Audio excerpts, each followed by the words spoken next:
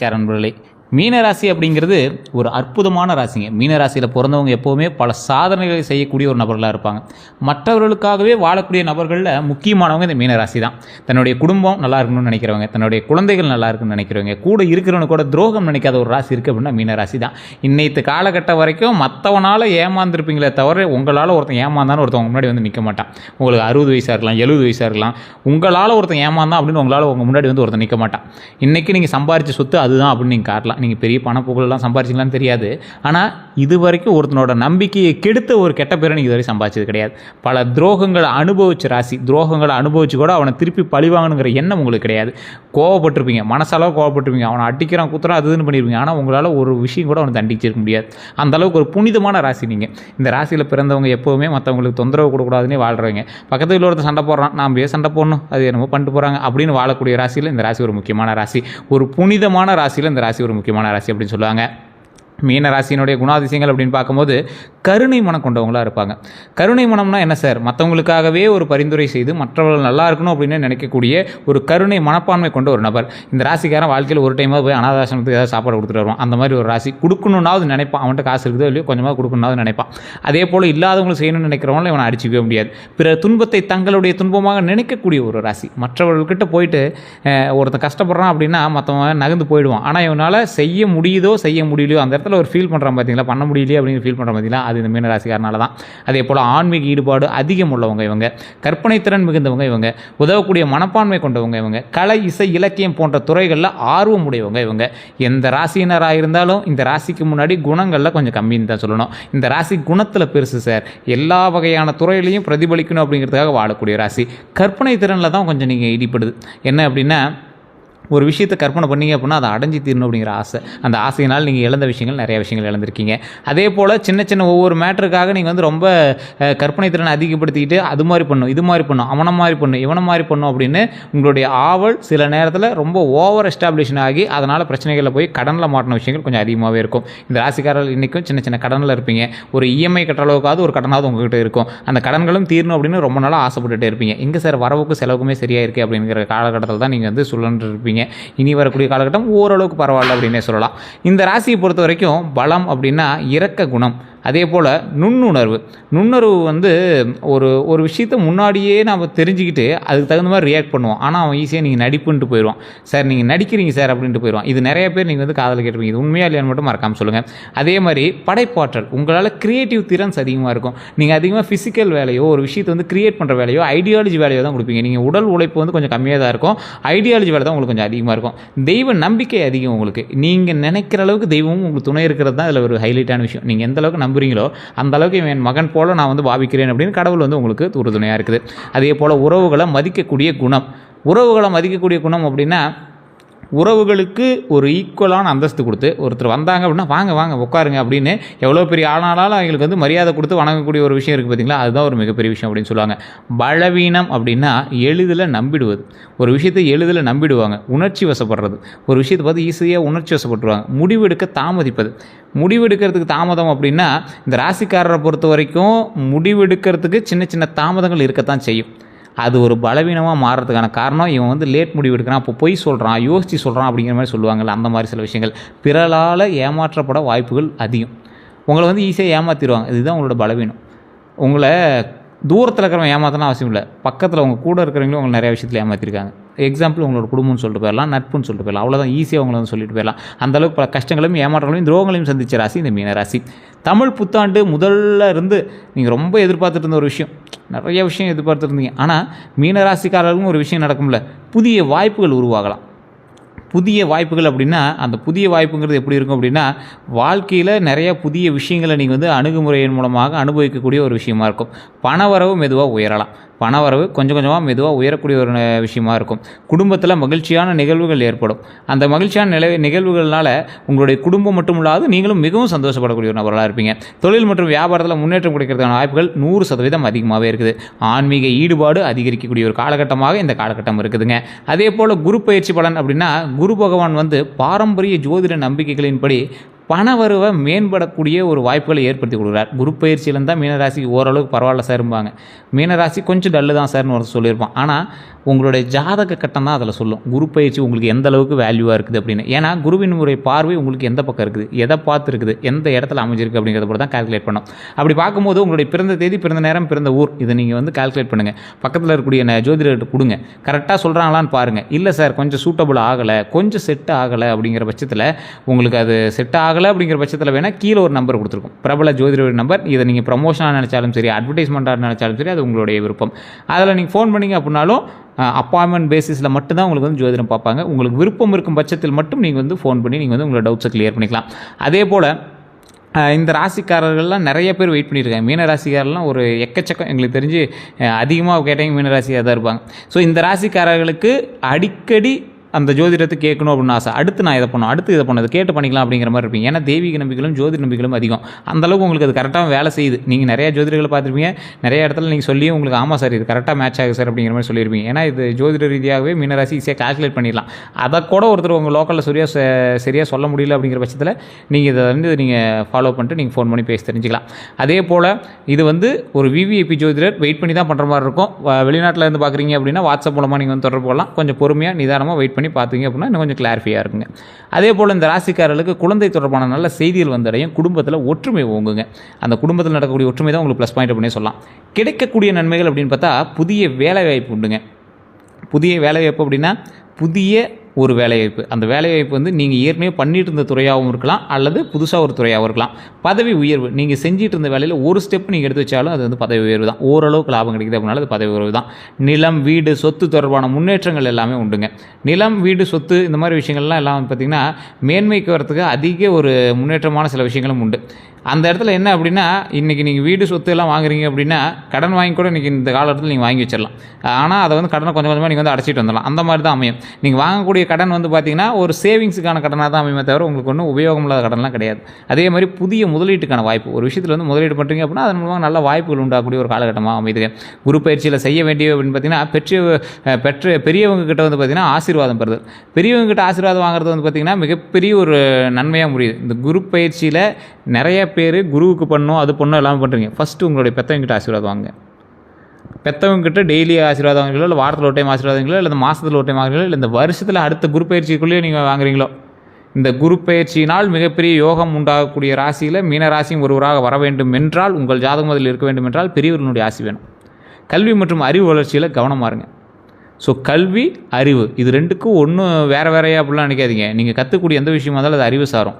நீங்கள் கற்கக்கூடிய புத்தகத்திலேருந்து நீங்கள் செய்யக்கூடிய தொழில் வரைக்கும் அதுவும் ஒரு வகையான கல்வி தான்.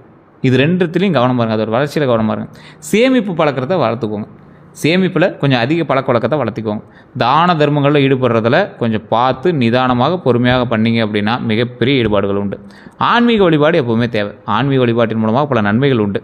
அதை மட்டும் நீங்கள் கொஞ்சம் பார்த்து பண்ணிங்க அப்படின்னா போதுமானது. அதே போல் செய்யக்கூடாதவை அப்படின்னா அவசர முடிவுகள்.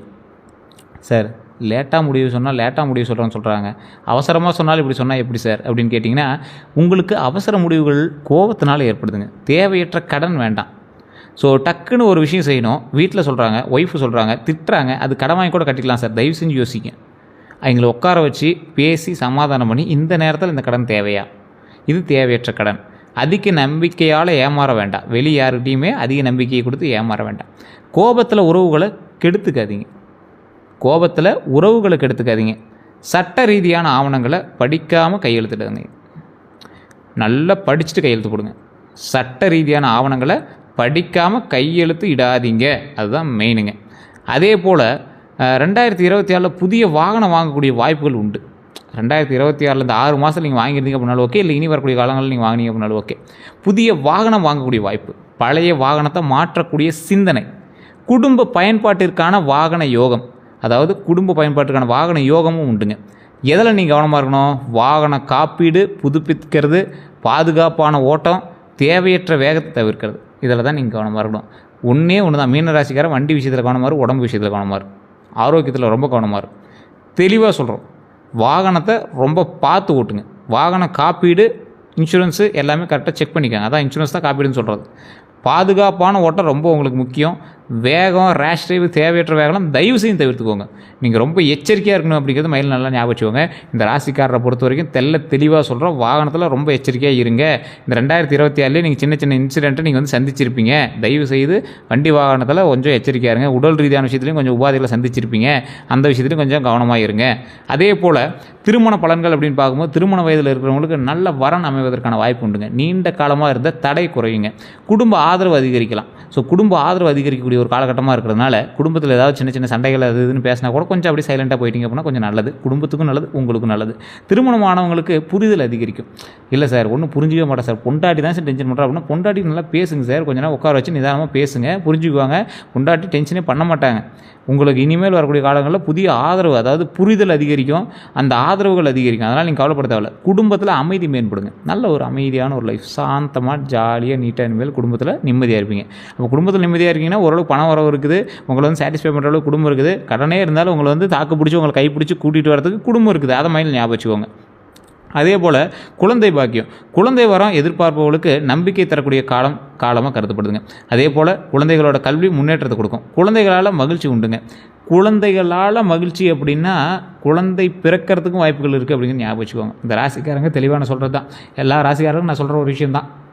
திருவண்ணாமலை மேல்மலையனூர் பக்கத்தில் இருக்கிற கோயிலில் போய் வழிபட்டுட்டு, மேல்மலையனூர் வழிபட்டு, பழனியில் இருக்கக்கூடிய கீழே இருக்கக்கூடிய திரு ஆவினங்குடி வழிபட்டு, மேலே இருக்கக்கூடிய பாலதண்டாயுதபாணி சுவாமியை போய் வழிபட்டுவாங்க. முடிஞ்சால் செவ்வாய்க்கிழமை நாளில் காலையில் உச்சிகால பூஜை பண்ணுவாங்க. அந்த கால பூஜையில் போய் நீங்கள் கலந்துட்டு வந்தீங்க அப்படின்னா இன்னும் ரொம்ப சிறப்பானது. அதெல்லாம் வந்து குறிப்பிட்ட அளவுக்கு தான் வந்து பார்க்குறதுக்கு அனுமதியே இருக்குது. ஸோ முடிஞ்ச அளவுக்கு நீங்கள் அந்த பூஜையெல்லாம் நீங்கள் போய் கலந்துட்டு வந்தீங்க அப்படின்னா ரொம்ப சிறப்பாக இருக்கும். அபிஷேக பூஜை அதெல்லாம் வந்து பண்ணுவாங்க. அந்த டைமில் நீங்கள் போயிட்டு அப்படின்னா ரொம்ப அற்புதமான ஒரு விஷயத்தை பார்க்குற மாதிரி இருக்கும். கண்டிப்பாக அதை நீங்கள் வந்து ட்ரை பண்ணுங்கள்.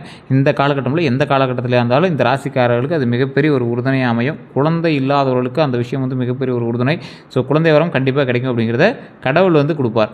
ஸோ அதே போல் இந்த ராசிக்காரில் பொறுத்த வரைக்கும் அடுத்த 12 நாட்கள் எப்படி இருக்க போகுது அப்படின்னா இது பொதுவான ஜோதிட வழிகாட்டல் மட்டும்தான். ஸோ நீங்கள் வந்து ரொம்ப அப்படியே டீப்பாலாம் போக வேண்டாம். முதல் 4 நாட்களில் வந்து பார்த்திங்கன்னா நிலுவையில் இருந்த வேலைகள் முன்னேற்றம் அடையும். நல்ல தகவல்கள் கிடைக்கக்கூடிய ஒரு காலகட்டமாக மாறுதுங்க. அடுத்த 4 நாட்கள் வந்து பார்த்திங்கன்னா செலவுகளில் கவனம் தேவை, உடல் நலத்தில் அக்கறை தேவை. கடைசி 4 நாட்கள் பார்த்திங்கன்னா நண்பர்கள் மூலமாக உதவி உண்டு, புதிய வாய்ப்புகள் உண்டுங்க. ஸோ இந்த 4 நாளும், அதாவது இந்த 12 நாளும் ஒரு அற்புதமான காலகட்டம் உங்களுக்கு. ஸோ ஃபஸ்ட்டு 4 நாளில் தடைப்பட்ட காரியங்கள் செயல்படுது, நல்ல தகவல்கள் கிடைக்குது. அடுத்த 4 நாளில் செலவுகளில் கவனமாக இருக்கணும், உடல் நலத்தில் அக்கறையாக இருக்கணும். அடுத்த 4 நாளில் நண்பர்கள் மூலமாக உதவி உண்டு, புதிய வாய்ப்பு உண்டு. ஸோ இது எல்லாமே நண்பர்கள் மூலமாக உங்களுக்கு நன்மை உண்டு, நண்பர்கள் மூலமாக துரோகங்களையும் நீங்கள் அனுபவிச்சிருப்பீங்க. ஸோ அதுலேயும் கொஞ்சம் எச்சரிக்கையாக இருக்கணும். அதே போல் கந்திஷ்டி பற்றிய பாரம்பரியமான சில நம்பிக்கைகள் உங்களுக்கு இருந்தாலும் பலர் நம்புவது மாதிரி வேலைகளில் தாமதமாகக்கூடிய விஷயங்கள் உங்களுக்கு நடந்துகிட்டு இருக்குதா, இல்லை காரணம் இல்லாமல் சோர்வு உங்களுக்கு ஏற்படுதா, இல்லை திட்டங்களில் நிறைய தடைகள் அதில் நிறைவேறத்தில் ஏதாவது சின்ன சின்ன நெருக்கடிகள்லாம் இருக்குதா, இவை கந்திஷ்டியால் தான் ஏற்படுது அப்படிங்கிறத நிரூபிக்க முடியாது. ஆனால் பலர் ஆன்மீக வழிபாட்டை மன நிம்மதிக்காக மேற்கொள்கிறாங்க. ஸோ இப்போ நீங்கள் என்ன பண்ணணும், கொஞ்சம் நிதானமாக இருங்க. உங்களுடைய குலதெய்வ கோயிலுக்கு போய் வழிபட்டுட்டு வாங்க. இல்லை சார் இன்னும் அந்த கந்திஷ்டி இந்த மாதிரி ஏதாவது பிளாக் மேஜிக்லாம் பண்ணியிருக்காங்களா, இல்லை செய்வனைகள்லாம் ஏதாவது பண்ணியிருக்காங்களா அப்படின்னா உங்களுடைய ஜாதகத்தின் மூலமாக செக் பண்ணிக்கலாம். உங்களுக்கு அது செட் ஆகுமா, உங்களுக்கு பண்ணியிருந்தால் பழிக்குமா அப்படிங்கிறத செக் பண்ணிக்கலாம். கீழே ஒரு நம்பருக்கு நீங்கள் ஃபோன் பண்ணி நீங்கள் வந்து பேசி செக் பண்ணிக்கலாம். அதே போல் வணங்க வேண்டிய தெய்வங்கள் அப்படின்னு பார்த்தீங்கன்னா மீனராசிக்காரர்களுக்கு பாரம்பரியமாக வணங்கக்கூடிய ஒரு அற்புதமான தெய்வம் அப்படின்னா மகாவிஷ்ணு பெருமாள் அவதாரம். மீனராசிக்காரன் எந்த நேரத்தில் வேணாலும் எப்படி வேணாலும் வரும். ஸோ பெருமாள் அவதாரம் மகாவிஷ்ணுவினுடைய ரூபம் உங்களுக்கு மிகப்பெரிய ஒரு நன்மை தரும். குரு பகவான், இந்த ராசிக்காரர் குரு பகவான் அப்படிங்கிறது குரு பகவான் இந்த காலகட்டத்தில் எந்த காலகட்டத்திலும் உங்களுக்கு வந்து ஒரு அற்புதமான கடவுள். தட்சிணாமூர்த்தி வழிபாடு தடைகளை நிவர்த்தி செய்யக்கூடிய ஒரு தட்சிணாமூர்த்தி முருகப்பெருமான் வழிபாடு உங்களுக்கு நேச்சுரலாகவே செட் ஆகும். மற்ற விஷயங்கள் உங்களுக்கு இந்த பிரச்சனைக்கு இதுன்னு செட் ஆகுதுல்ல, முருகப்பெருமான் வந்து உங்களுக்கு நேச்சுரலாகவே செட் ஆகும். உங்களுக்கு ஒரு தோழன் மாதிரி, அது எந்த டைமில் வேணாலும் உங்களுக்கு வந்து உறுதுணையாக இருப்பார். வழிபாடு சிறப்பாக கருதப்படுதுங்க. இந்த 4 தெய்வங்களை வணங்குனீங்க அப்படின்னா உங்களுக்கு மிகப்பெரிய அற்புதமான விஷயம். இது எல்லாம் வணங்குறதுக்கு முன்னாடி குலதெய்வம் இதை மைண்டில் ஞாபகம் வச்சுட்டு பண்ண ஆரம்பிச்சுக்கோங்க.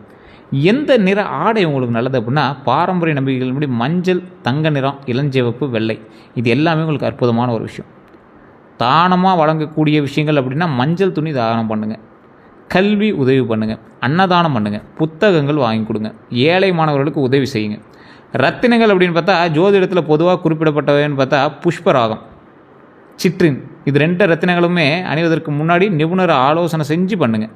இல்லை சார் தெரியல அப்படின்னா கீழே ஒரு நம்பருக்கு கால் பண்ணி உங்களுடைய ஜாதகத்தை செக் பண்ணிட்டு அதுக்கு தகுந்த மாதிரி பண்ணிக்கலாம். சார் இந்த தடங்கள்லாம் நிவர்த்தி ஆகிறதுக்கு ஏதாவது கோயிலுக்கு போயிட்டலாமா அப்படின்னு கேட்டால் ஆலங்குடி குருஸ்தலம். இது நான் சொல்கிறது மீன ராசி ஓவராலாக சொல்கிறேன். நீங்கள் ஜாதகத்தை செக் பண்ணிங்கன்னா வேறு மாதிரி இருக்கும், கொஞ்சம் வேரியேஷன் இருக்கும். ஆலங்குடி குருஸ்தலம் இந்த காலகட்டத்தில் உங்களுக்கு உதவக்கூடியது. திருப்பதி ஸ்ரீ வெங்கடேச பெருமாள் கோவில், அதே போல் ஸ்ரீரங்க ரங்கநாதர் கோவில், பழனி முருகன் கோவில், இந்த 4 ஆலயம் நீங்கள் முடிஞ்சால் ஒரு ஆலயத்துக்காக போயிட்டு வந்தீங்க அப்படின்னா உங்களுக்கு நல்ல ஒரு விமோச்சனம் கிடைக்கக்கூடிய விஷயமா இருக்கும். அடிக்கடி பழனி போவோம் சார், அடிக்கடி திருப்பதி போய்ட்டுவோம் சார் அப்படின்னா உங்களுக்கு ஒன்றும் ப்ராப்ளம் சார். ஸ்ரீரங்கத்திலே தான் அடிக்கடி ஸ்ரீரங்கம் போய்ட்டு வாங்க, ரொம்ப அருமையான ஒரு விஷயம். ஆலங்குடி பக்கத்தில் தான் குரு கோயிலுக்கு போய்ட்டு வாங்க, ரொம்ப நல்லது. யார்கிட்ட எச்சரிக்கையாக இருக்கணும் அப்படிங்கிறது தெளிவாக சொல்ல நோட் பண்ணிக்கோங்க. அதிக வாக்குறுதிகள் கொடுக்குறவங்ககிட்ட ரொம்ப எச்சரிக்கையாக இருங்க. பணம் கடன் கேட்டு திருப்பி கொடுக்காதவங்ககிட்ட எச்சரிக்கையாக இருங்க. உங்கள் இறக்க குணத்தை பயன்படுத்த நினைக்கிறவங்ககிட்ட எச்சரிக்கையாக இருங்க. ரகசியங்களை கேட்டு பரப்புறவங்ககிட்ட கொஞ்சம் எச்சரிக்கையாக இருங்க. மீன ராசிகளுக்கு சுவாரஸ்யமான அம்சங்கள்னால் உள்ளுணர்வு அதிகம். பல சமயங்களில் யாரையும் பார்த்த உடனே இவங்க எப்படியாப்பட்ட ஆள் அப்படின்னு கணிச்சுடுவாங்க. கனவு உலகம், கற்பனை திறன் அதிகம், கலை ஆர்வம் அதிகம், இசை நாடகம் இந்த மாதிரி எழுத்து ஓவியம் எல்லாத்துலேயும் உங்களுக்கு வந்து ஆர்வம் அதிகம். ஆன்மீக ஈடுபாடு, தியானம், ஜபம், பக்தி, வழிபாடு ஆகியவற்றில் ஈடுபாடு கொஞ்சம் அதிகமாக உங்களுக்கு இருக்கும். மன்னிக்கும் குணம் அதிகம், அதுதான் இதில் ஒரு பெரிய பாயிண்ட். அதே போல் இந்த ராசிக்காரோட வாழ்க்கையில் கடைப்பிடிக்க வேண்டியவை அப்படின்னா சேமிப்பு அதிகரிக்கணும். உங்கள்கிட்ட ஒரு வருமானத்தை ஃபஸ்ட்டு சேமிப்பு பண்ணுங்கள். உடனே ஹோட்டலுக்கு போகிறது, வாங்குறது, சுற்றுறது, ட்ரிப் அடிக்கிறது தயவு செஞ்சு சேமிப்பை இது பண்ணுங்கள், அதிகப்படுத்துங்க. சேமிப்பை அதிகப்படுத்துங்க. உடல் நலத்தை கவனிங்க. அவசர முடிவுகளை தவிருங்க. யாரையும் கண்மூடித்தனமாக நம்ப வேண்டாம். ஆன்மீக ஈடுபாட்டை வளர்த்துக்கோங்க.